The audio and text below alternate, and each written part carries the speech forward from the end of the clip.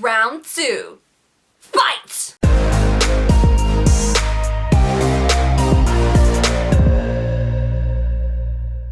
Hey guys, it's Amy here, back again with another video. Here we are, guys. Round 2 of ranking books that I read in 2020. This time, it's the CODA that took place in autumn, at least for me.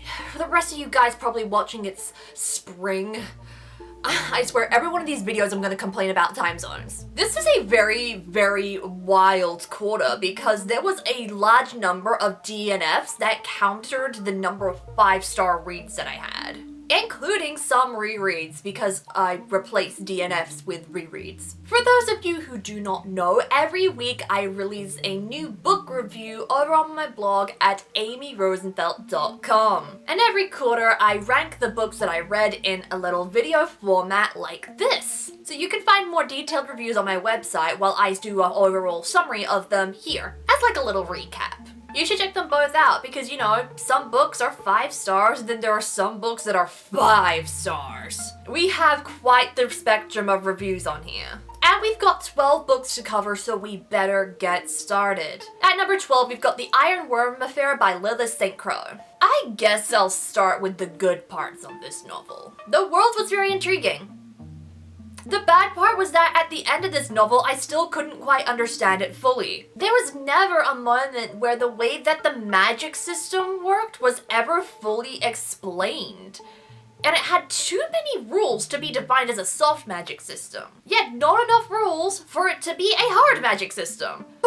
Top that off with too much of the plot being portrayed by shitty characters and shitty dialogue. The main way for characters to be distinguished being their race and their sex, and none of the characters having distinct personalities from each other. You get this steampunk dumpster fire. Number 11 is The Pioneer by Bridget Tyler. A colony from Earth inhabits planets as Martians, and none of them have a distinguished personality. But it was way more than just that. The alien culture was portrayed in very oriental ways that borderline makes cultures that are not Western seem bad, and then there were a lot of connections in the plot that didn't make sense, and hot boy wants to fuck the lead syndrome. But the worst part of it all was dialogue that comes out of some kind of tween drama.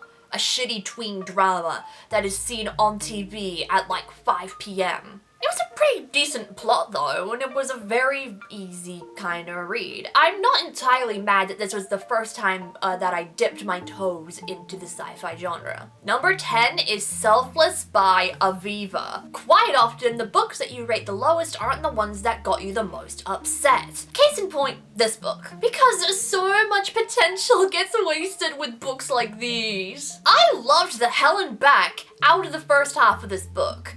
But the second half is so bad in comparison that it just makes me so angry. This novel was called Selfless because none of the characters had a discernible personality except for the male lead, whose only personality trait was that he wanted to fuck the female lead.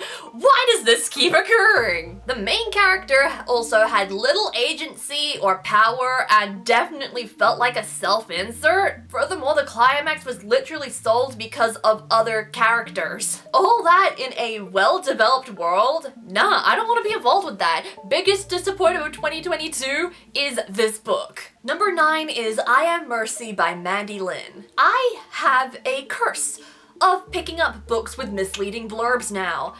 Usually that makes me forgive a book that I am reading. Not this time! Not one of the promises that were in the book's blurb were ever met. But it felt like the author didn't know what she was writing in the first place. Nothing was solved, new characters, new plot lines just kept getting introduced. And I was left with too many questions at the end of it. And of course the main one was, why wasn't the blurb so accurate? I like the characters though, especially the main character, but I still will not be keeping this book. Number 8 is The Bad Beginning by Lemony Snicket. This book was dark academia before it was cool. So I started doing some rereads in this quarter, where if I did not finish a book, the next book I would read will be a reread. This was the first novel series that I had ever finished back when I was 11. The plot was still very good, the villain of Count Olaf way better than I remembered. But the writing style was sometimes condescending to an adult mind. This is because of how many new words get introduced to them and how they have to explain what the words mean anytime it comes up for the first time. But like, I knew all of them, and I just felt like I was being mansplained. But I still like this book enough to keep it and give the rest of the series a go in terms of rereading it.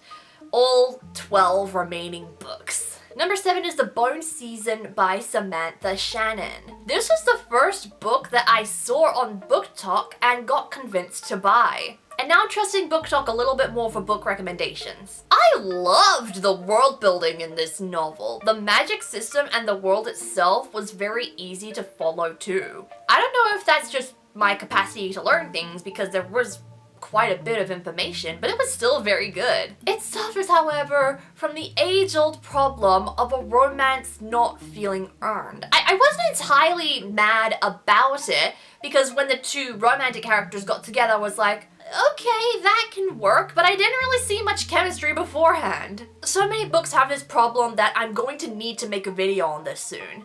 But I still like The Bone Season. I'm still gonna give the rest of the series a shot. Number 6 is Troubletwisters by Garth Nix and Sean Williams. Another reread, one that marked my transition from baby, fairy, unicorn fantasy to hardcore dark fantasy. This book was way darker than I thought. There were moments in there which, as an adult, gave me chills. You can tell I already love the magic in this, the hints of dark academia, and it was filled with a lot of my favorite tropes.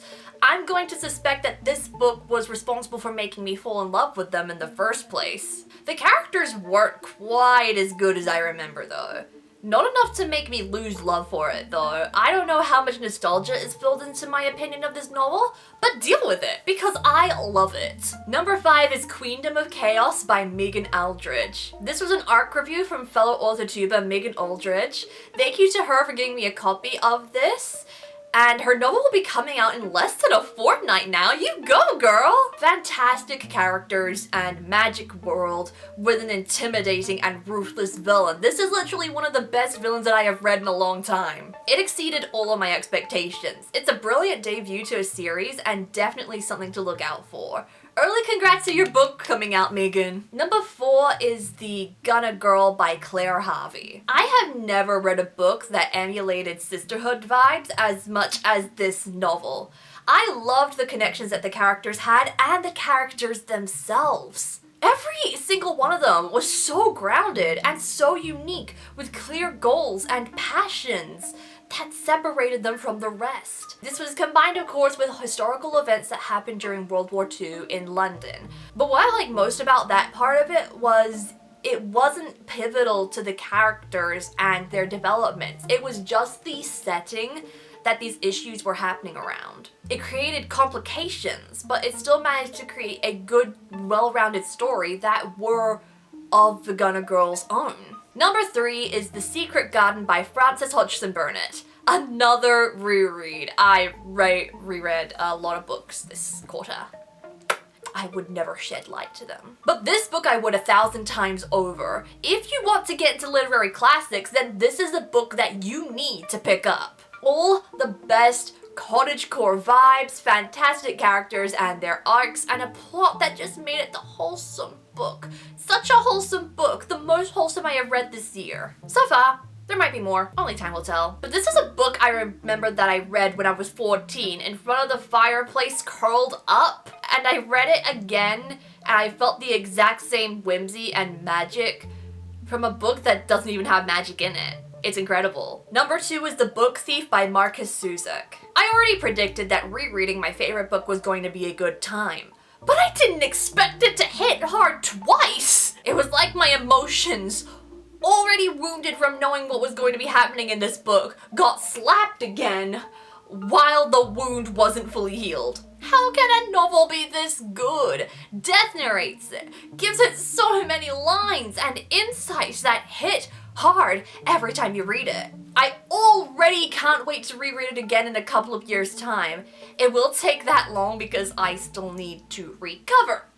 And the favorite book that I read this quarter is Fool's Gold by John Hollins. This is my favorite book of the year now. Why?